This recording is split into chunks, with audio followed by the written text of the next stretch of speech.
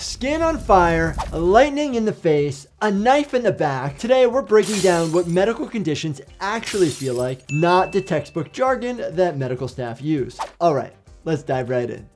Number 7, shingles. My skin is on fire. A lot of you probably have had chickenpox as a kid, right? Well, I hate to break it to you, but that virus, it never actually left your body. You see, after you recover from chickenpox, the varicella virus doesn't just disappear. It retreats. It hides out in your nerve roots, basically camping out along your spinal cord, until one day, often during high stress, illness, or immune suppression, it reactivates. And when it does, patients don't walk into the ER saying, I think my dormant herpes zoster virus has reemerged. No. They say things like, my skin feels sunburned from the inside, or it's like hot electric wires under my ribs. And the pain scale, frequently an 8 to 10 out of 10. Not fun when the grown-up chickenpox virus decides to make a comeback tour. Here's what makes shingles tricky. The pain usually starts before the rash shows up. So someone comes into the ER saying their back burns, or their side hurts so bad that even their shirt brushing against their skin feels unbearable. I've had patients tell me they can't even tolerate a bedsheet touching them. Shingles isn't just a rash, it's your nervous system misfiring from a virus that you caught as a kid.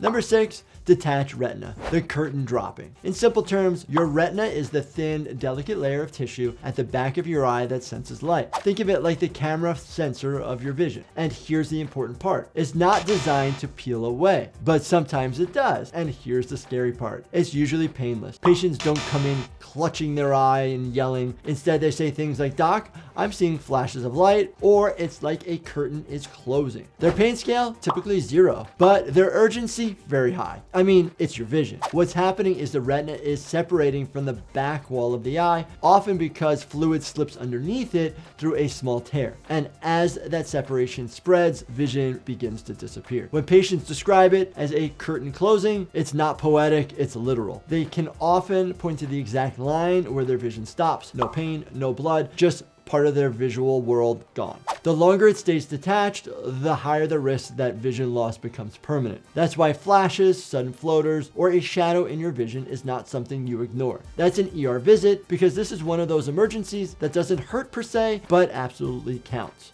Number 5, kidney stones. Internal glass shards. All right, next up is one that people compare to childbirth. Your kidneys sit in your mid-back, quietly filtering your blood 24/7. Their job is to pull out waste, balance fluids, and turn the leftovers into urine. That urine drains down through a tiny muscular tube called the ureter into your bladder. Normally, that's smooth, efficient, and silent. But sometimes when your urine becomes too concentrated from things like dehydration, diet, genetics, well, minerals like calcium or uric acid start clumping together and they crystallize, sometimes small, sometimes jagged, and when the stone starts moving, that's when the hurried ER visit begins. Patients don't walk in calmly. They come in saying things like, it feels like I'm being stabbed in my back, I can't sit still, I can't get comfortable, or maybe just scream at the top of their lungs while holding their flank. Pain scale, frequently a 10 out of 10, and the pain doesn't stay put. It often starts in the flank, that deep ache under the ribs in your back, then radiates around the abdomen, and as the stone moves lower, into the groin. For men, sometimes all the way to the tip of the penis. Add in blood in the urine, nausea, sweating, and you've got one of the most classic ER pain presentations we see.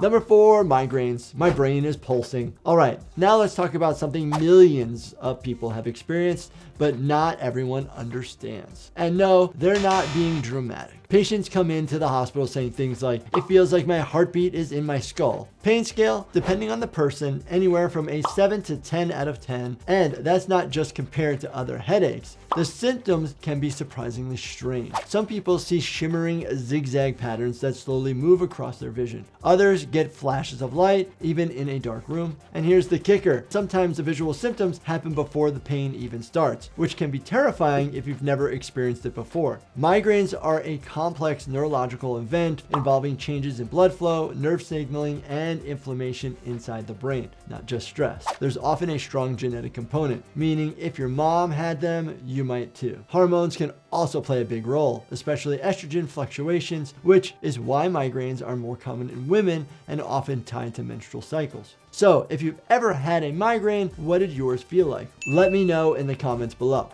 Number 3, panic attack.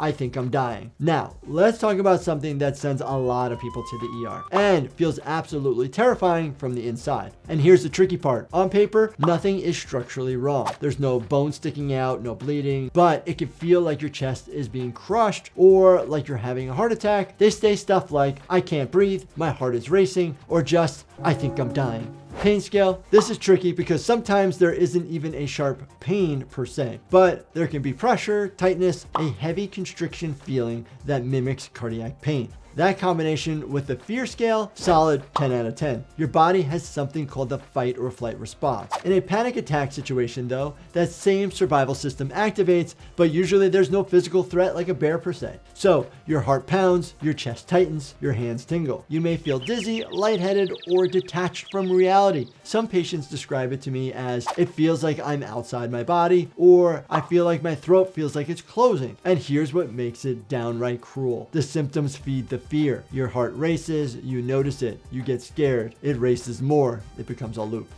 Number 2, trigeminal neuralgia, lightning to the face. We're about to talk about one of the most intense pains in all of medicine. Most people have never heard of it until they experience it. We all have a nerve called the trigeminal nerve. It's responsible for sensation in your face, your forehead, your cheek, your jaw. But in trigeminal neuralgia, that nerve misfires, and when it misfires, it detonates. Patients don't casually stroll into the ER describing it calmly. Some are wheeled in. Some are hunched over, one hand clamped to their face, afraid to move. And if they can talk, they say, it feels like I'm being electrocuted. And here's the wild part. The pain episodes usually can last seconds, but they're seconds of pure explosive electric pain. Frequently a 10 out of 10 on the pain scale. And unlike kidney stones, which comes in waves, this is more like electrical strikes. Sudden, violent, unpredictable. Sometimes it's triggered by something tiny like washing your face, eating a snack. Even a gust of cold air can do it. And because it's nerve pain, it doesn't respond well to typical painkillers. Treatment often involves specific nerve calming medications,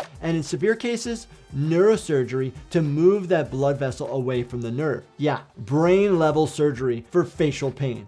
Number 1, sepsis. I just felt off. This one creeps in, and what makes it dangerous is how vague it can be. It doesn't always start with dramatic screaming pain. Patients don't walk in typically saying, I feel like I'm dying. They say things like, I just feel off. No moment where everyone in the room gasps. And that's what makes it dangerous. Because while it feels subtle on the outside, something much bigger can be happening underneath. Sepsis is what happens when your body's response to an infection spirals out of control. Maybe it started as a simple urinary tract infection, but instead of staying local, the infection spreads into the bloodstream. And your immune system, trying to fight it, releases a flood of inflammatory chemicals. And that flood doesn't just attack the infection, it starts affecting everything. Your blood pressure drops, your organs don't get enough oxygen. Someone can be talking to you 1 minute and crashing the next. Pain scale, sometimes minimal at first. Again, general fatigue, maybe feeling like you have the flu, but danger scale, off the charts for sure. That's what makes this one so deceptive. The earlier we catch it, the better the outcome. So there you have it, a real-world breakdown of what medical conditions actually look and feel like. Alright, if you learned something new today, hit that like button. It helps more people understand what their bodies might be trying to tell them. And if you've experienced any of these, or there's one you think that belongs in a part 2, drop it in the comments below. Also, please don't forget to smack that subscribe button and turn your bell notifications on and hit that like button. Thank you so much for watching, and stay healthy, my friends.